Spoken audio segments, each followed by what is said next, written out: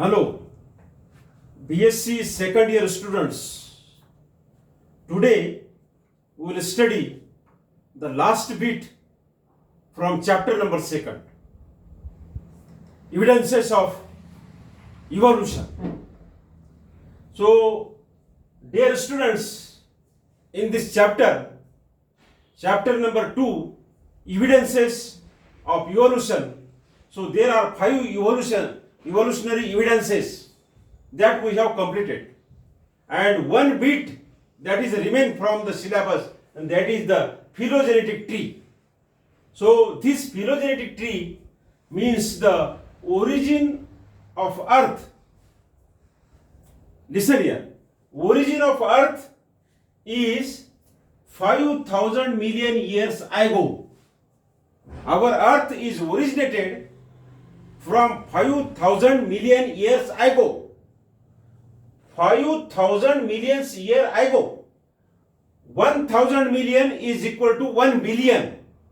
It means 5 billion years ago our earth is originated.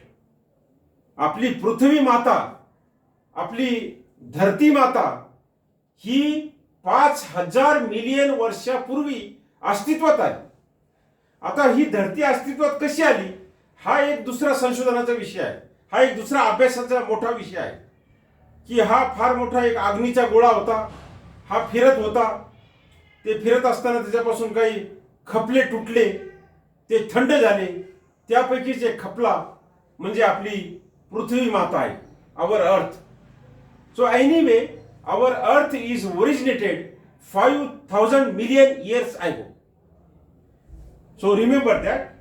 And on that earth, the life started before 3,500 million years ago. म्हणजे ही पृथ्वीची जी उत्पत्ती झाली, पृथ्वी जी निर्माण झाली, ती 5,000 मिलियन वर्षापूर्वी झाली. आणि त्या धरतीवरती, त्या पृथ्वीवरती, on that earth there was no life before 3,500 million years. There was no life. After that life is started, life is originated. So जीवन अस्तित्वात आलं.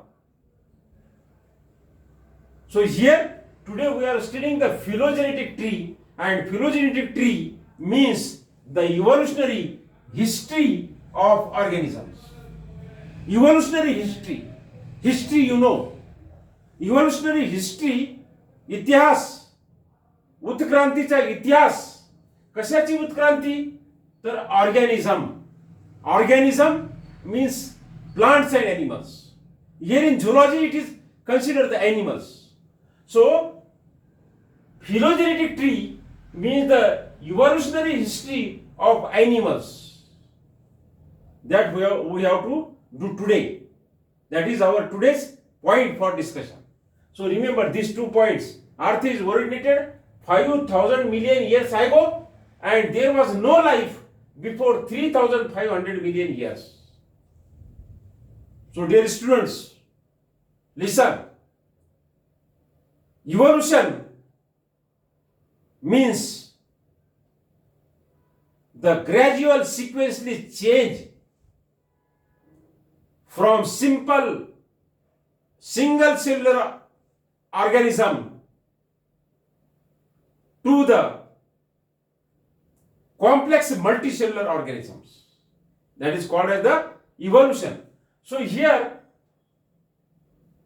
phylogenetic tree, that is a point for study, and here the fossil records shows simple life originated. Simple life originated in the Archeozoic era. In geological time scale, there are different eras.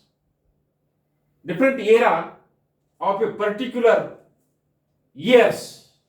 So here the fossil means dead remains of plants and animals. That record shows simple life originated in Archeozoic era. Geological time scale, there are different eras.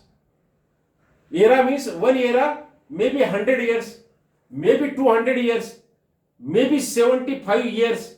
So that is a different era of different years.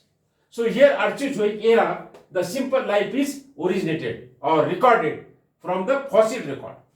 Now listen here, the protozoans, you know the protozoa, the animals belongs to the protozoa phylum, they are called as the protozoans. So protozoans appeared in Proterozoic era. This is a different era, this is different era. So protozoans are appeared in the Proterozoic era. Remember that. Phylogenetic tree. This is the phylogenetic tree. That phylogenetic tree of non-chordate. Non-chordate means from the protozoa to Echinodermata. That is called as the non-chordates. So the phylogeny or phylogenetic trees or phylogenetic tree of non-chordates means the evolutionary history of non-chordates, that is from the protozoa to the Echinodermata. You know protozoa is a phylum including 50,000 different animals, single cellular animals, simple animals. So the non-chordata, phylogenetic tree of non-chordata means the evolutionary history from protozoa to Echinodermata. Similarly, the phylogenetic tree of chordata means the from protochordata to mammals. History of protochordata to mammals, how they are evolved. History of the non-chordata from protozoa to Echinodermata, how they are evolved. What is the history of their evolution? We are studying. That is called as the phylogenetic tree of non-chordata. Phylogenetic tree of chordata.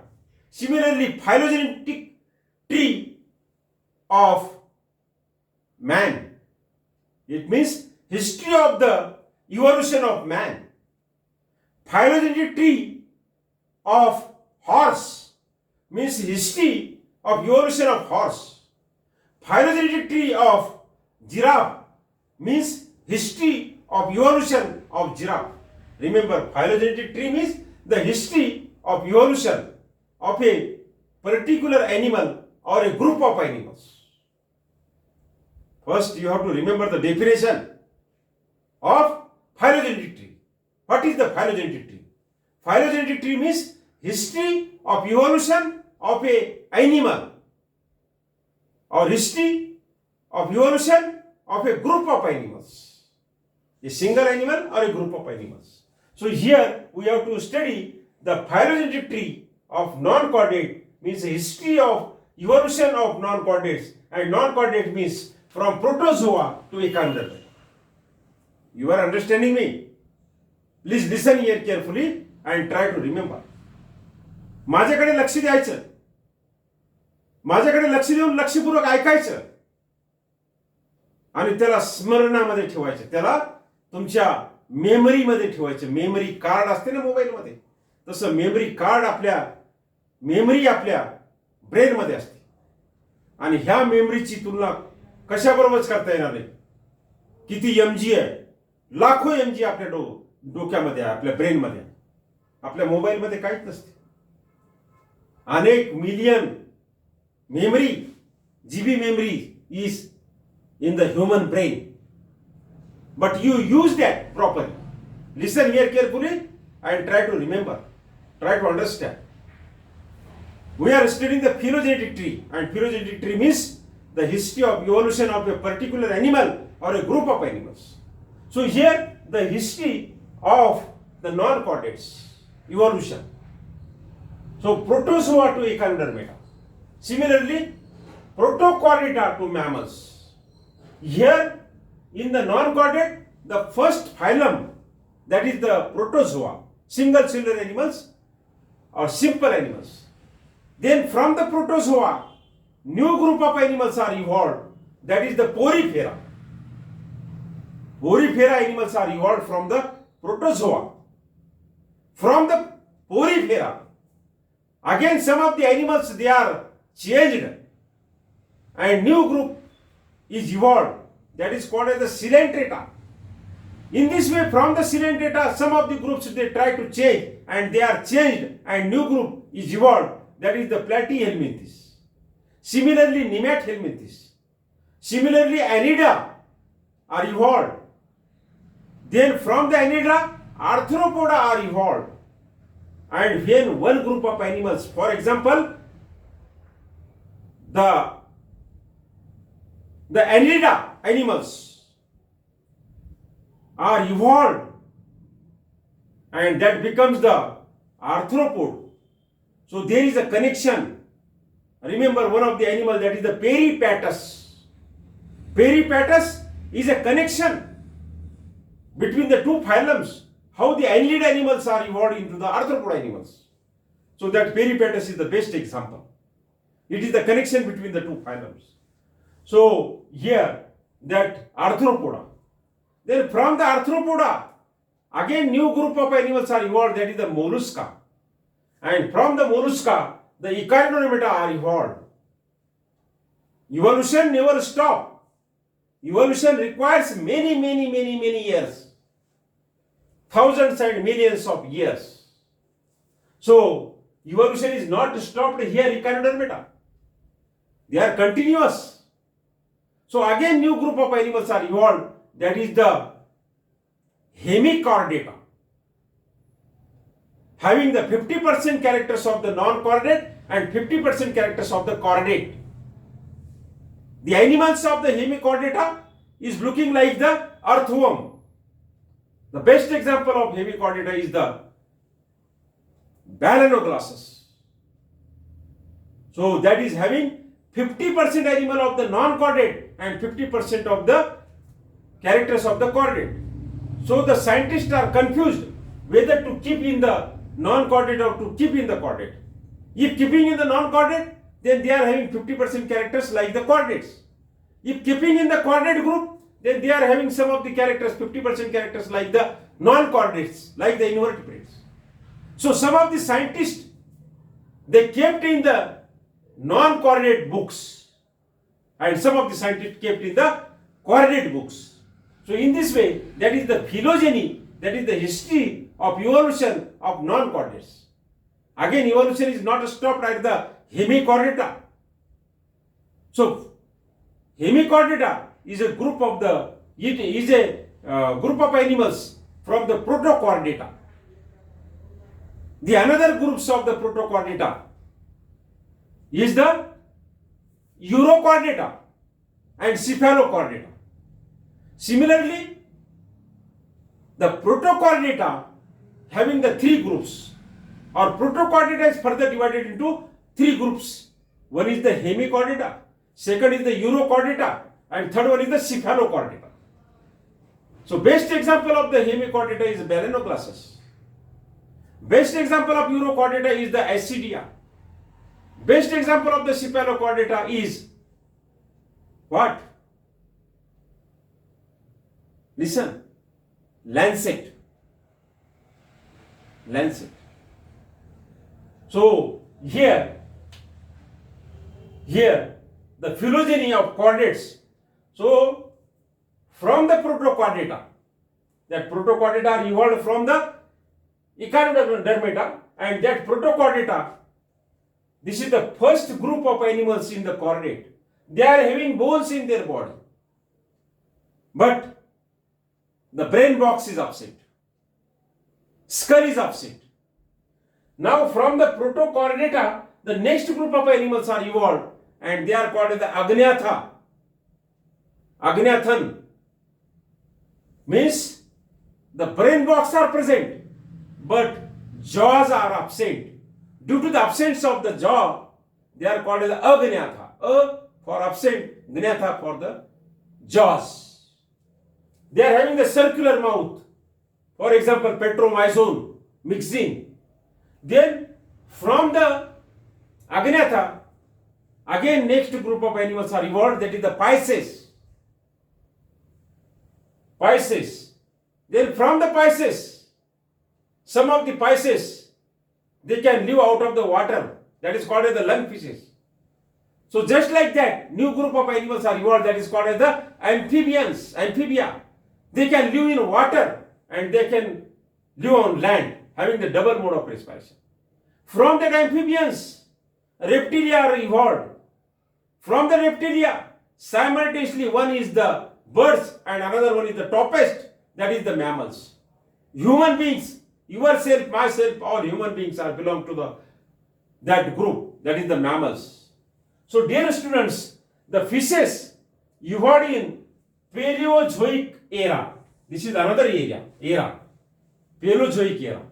This Archeozoic era, then Proterozoic era, then Paleozoic era, where the fishes are evolved in that era, and it is about 425 million years ago.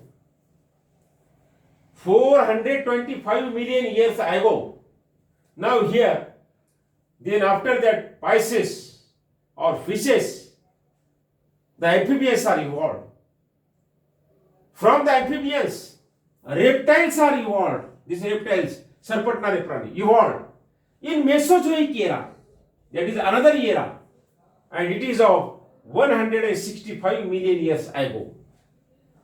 Then from the reptiles, another, that is the birds and mammals are evolved, and this is the dominant.